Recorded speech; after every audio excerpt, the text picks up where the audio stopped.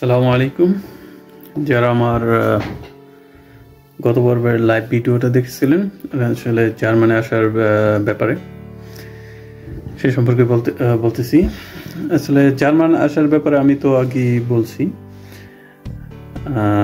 সেটা হলো যে আপনারা যারা যারা মনে করেন হাই স্কিল ওয়ার্কার, তারা আসলে সরাসরি অ্যাপ্লিকেশন করতে পারবেন।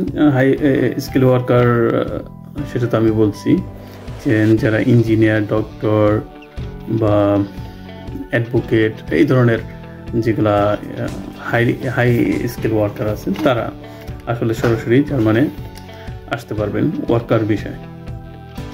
আর এছাড়া আসতে পারবেন স্টুডেন্ট বিষয়ে, তাছাড়া ফ্যামিলি বিষয়ে তো আপনার ফ্যামিলি এখানে যদি আপনার হাজব্যান্ড থাকে তাহলে আপনার ওয়াইফকে আনতে পারবেন। আর ফ্যামিলি বিষয় আছে জার্মানে আসলে মা বাবা ভাই বোন তাদেরকেও বিষয় দিয়ে থাকে। আর এই ধরনের বিস্তারিত যদি আপনারা ভিডিও পেতে চান তাহলে আমার ইউটিউব পেজে সবসময় পাবেন আপডেট, নতুন নতুন যে রুলস অ্যান্ড রেগুলেশন কী কী আপডেট হচ্ছে আর না হচ্ছে সেটা। আর অনেকে আমাকে প্রশ্ন করছেন ফেসবুকে, কিন্তু আমি ফেসবুকে আসলে এগুলো অনেক কিছু বলা যায় না। সেটা হচ্ছে বিভিন্ন সমস্যা আছে। দেখা যায় যে ফেসবুক যেই সোশ্যাল মিডিয়া, সেখান থেকে আপনারা যে কমেন্টসগুলো করেন সেখানে অনেক মন্তব্যগুলোই হাইড করে দেওয়া হয়, মানে কি এটা ফেসবুক থেকেই, যেগুলো আসলে এগেনস্টে যায় সোশ্যাল মিডিয়ার, যেমন বিজনেস পারপাসে। আমার সোশ্যাল মিডিয়াটা তো আসলে বিজনেস পারপাসে খোলা হয় না। এই কারণে যদি আপনারা সেখানে মন্তব্য করেন আমি আসতে পারম কিনা জার্মানিতে, আমি যাইতে পারম কিনা, তার মানে এটা একটা বিজনেসের রিলেটিভ হয়ে যায়। আর সেই কারণে আপনারা মন্তব্যগুলো দেখতে পারেন, কিন্তু আমার এখান থেকে এই মন্তব্যগুলোকে হাইড করে দেওয়া। এই কারণে আমি যে ভিডিওগুলো লম্বা ভিডিওগুলো তৈরি করব, সেগুলো সব ভিডিওগুলোই আপনারা ফেসবুকে পাবেন না, সবগুলোই ইউটিউব চ্যানেলে পাবেন।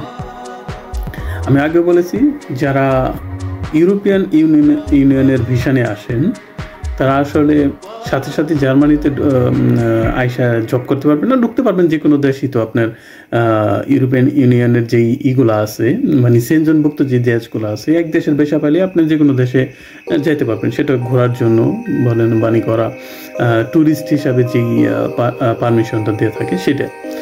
কিন্তু যে দেশে আসবেন সেই দেশে পার্মানেন্ট মানে কি ওয়ার্ক পারমিট থাকে, কিন্তু অন্য দেশে সেটা আপনি ট্যুরিস্ট হিসাবে ঘুরতে যাবেন, সেই হিসাবে এই ভিসাটা।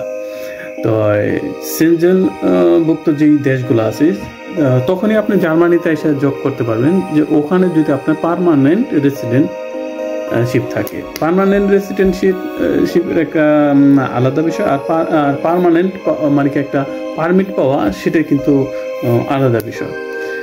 আর আগে বলছি যে তখনই আসতে পারবেন যদি আপনার পার্মানেন্ট রেসিডেন্টশিপ হয়।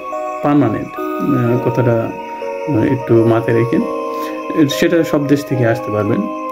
আমি আসার জন্য আমি বলছি এই কারণে, যেহেতু যদি অন্য দেশে হয়তো বা কাজের যেমন চাহিদা থাকে না বা কাজ অতটা পাওয়া যায় না, সেই হিসাবে বললাম যদি আপনারা পার্মানেন্ট হন তখন মনে করেন যে জার্মানিতে আছে, তারপরে নরওয়ে আছে, অস্ট্রিয়া আছে, সুইজারল্যান্ড আছে, এই দেশগুলো মানে কি ভালো ভালো স্যালারিও তারা অফার করে থাকে, সেটা সাধারণ ওয়ার্কার হোক বা হাই স্কিল ওয়ার্কার হোক, সব ক্ষেত্রেই। আর জার্মানিতে আসার সবচেয়ে সহজ এবং সহজ উপায় যেটা, সেটা হচ্ছে স্টুডেন্ট বিষয়। আপনি স্টুডেন্ট বিষয়ে জার্মানি প্রচুর স্টুডেন্ট নিতেছে ভার্সিটিগুলোতে। আপনি যদি যোগ্যতা থাকেন অবশ্যই তারা অফার লেটার আপনার দিব, আর আপনি অ্যাপ্লিকেশন করতে পারবেন। আর জার্মানিতে অ্যাপ্লিকেশন করাটা আসলে নিজে করাটাই ভালো, সবচেয়ে সহজ। আমি সব কিছু আপনার ডিটেলস আপনাদেরকে বলবো, কিন্তু আমার ভিডিওটা কন্টিনিউ দেখতে হইব। আর যদি কন্টিনিউ না দেখেন হয়তো আপনি মিস করে যাবেন। আর আমার সব ভিডিওগুলোই আপনারা ইউটিউব চ্যানেলে পাবেন। আর কারণ আমি তো আগেই বললাম যে সোশ্যাল মিডিয়ার কিছু বিধি নিষেধ থাকার কারণে আসলে ফেসবুকে সব কিছু বলাও যায় না, সব ভিডিও দেওয়া যায় না। সেই কারণে আমার যদি ইউটিউব চ্যানেলটা সাবস্ক্রাইব না করে থাকেন, সেখানে সাবস্ক্রাইব করবেন এই কারণে যে আপনার পরবর্তী আপডেটটা জানি আপনি পেতে পারেন। যাই হোক, মূল আলোচনায় আসি। আর ওয়ার্কার বিষয় হিসেবে আপনার যারা অন্য দেশে, ইউরোপের অন্য দেশে আগে আসতে পারেন, এরপরে যদি এখানে সিটিজেনশিপ পান, এরপরে মনে করেন যে জার্মানিতে আসতে পারেন, কাজ করতে পারেন, বসবাস করতে পারেন, সেটা আপনাদের জন্য বেটার হয়। কিন্তু আপনি ডাইরেক্টলি যদি চেষ্টা করেন যে আপনি ওয়ার্ক বিষয়ে আসলে সৌদি, দুবাই, কুয়েত, কাতার বা এই ধরনের মিডল ইস্ট থেকে আসতে চান, তাহলে আসলে সেটা আসলে অতটা সম্ভব না, অতটা পসিবল না ডাইরেক্ট আসা। যদি আপনাদের বিভিন্ন দালাল আছে বা আছে, তারা আপনাদের বলবো নেওয়া যায়, এটা যায়, ওইটা যায়, কিন্তু আসলে আপনার টাকা দিয়ে বসে থাকবেন, কিন্তু এই সময়টাও লস হলো, আপনার টাকাটা লস হলো।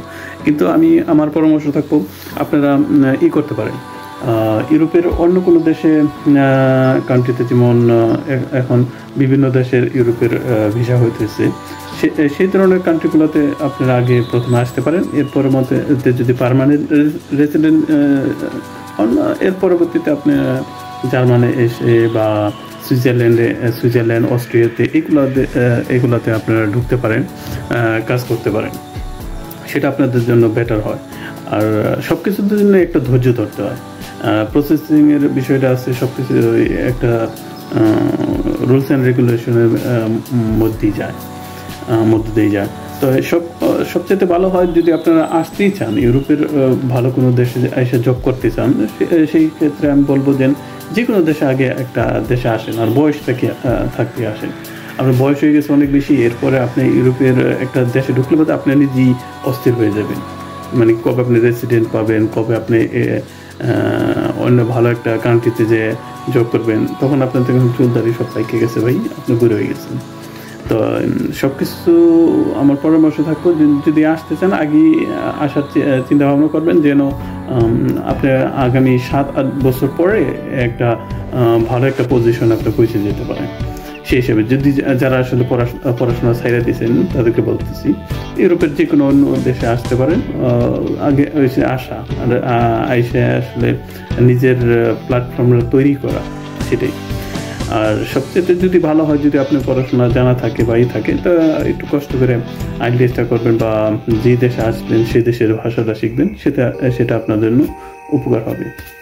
এটা হচ্ছে যে আপনি যদি স্টুডেন্ট বিষয়ে আসেন, সেক্ষেত্রে আপনার কয়েকটা অপরচুনিটি আছে। যেমন আপনি হাউস বিল্ডিং করতে আসতে পারেন। হাউস বিল্ডিংটা হচ্ছে এখানে আপনি যে কোনো একটা কোম্পানির আন্ডারে আপনি করবেন, কাজ শিখবেন আর পড়াশোনা করবেন পাশাপাশি, মানে কি যেই কাজ সেটার উপরে পড়াশোনা করা, সেটা হচ্ছে হাউস বিল্ডিং। আর হাউস বিল্ডিং চাহিদা জার্মানিতে প্রচুর, সেই কারণে বলি স্টুডেন্টদের জন্য এই হাউস বিল্ডিং ভিসাটা আসলে আপনাদের জন্য ইজি হয়।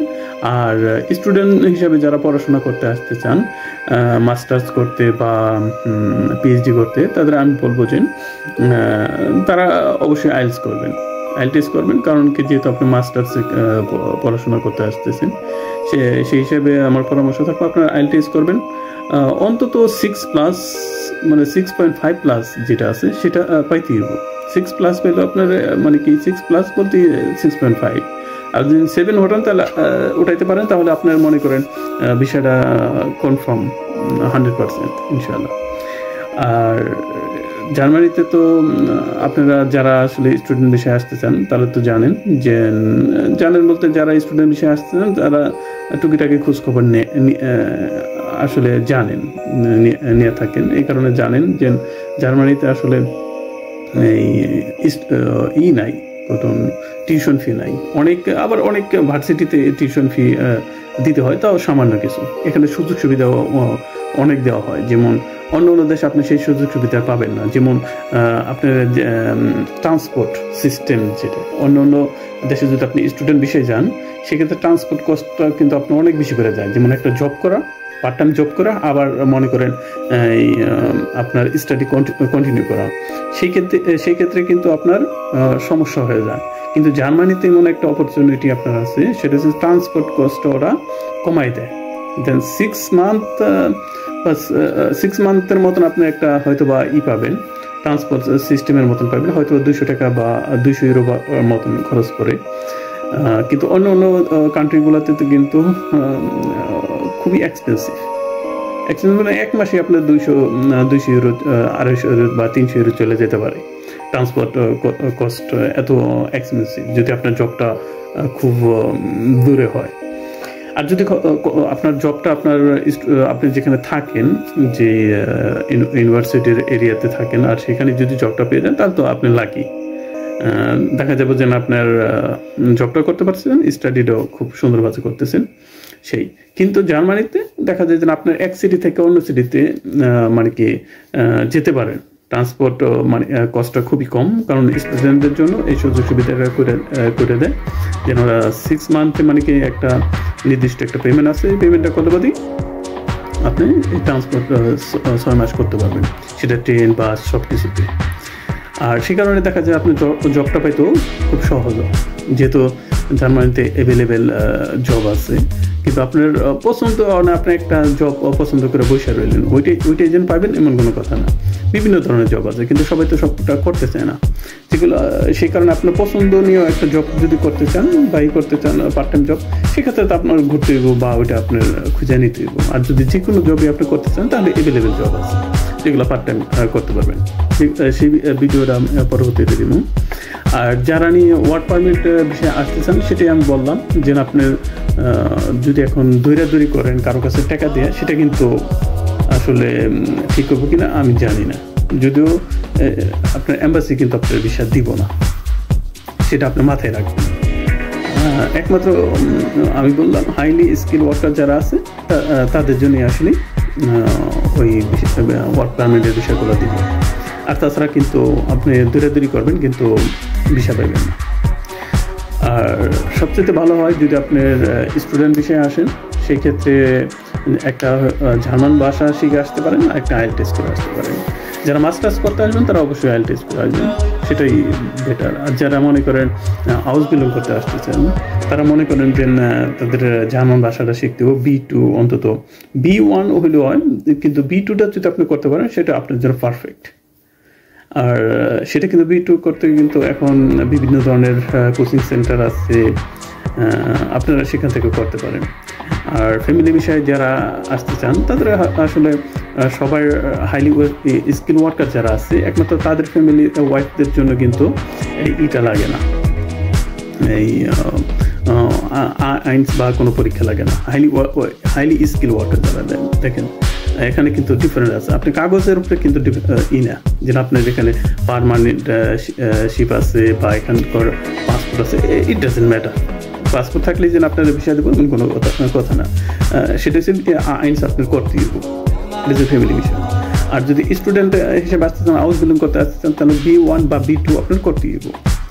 আর সেটা করতে পারলে আপনার জন্য ভালো, আপনার ফিউচারের জন্য ভালো, কারণ এখানে এসে আপনার ভাষাগত কোনো সমস্যা হবে না, বিভিন্ন ধরনের আপনি জব করতে পারবেন।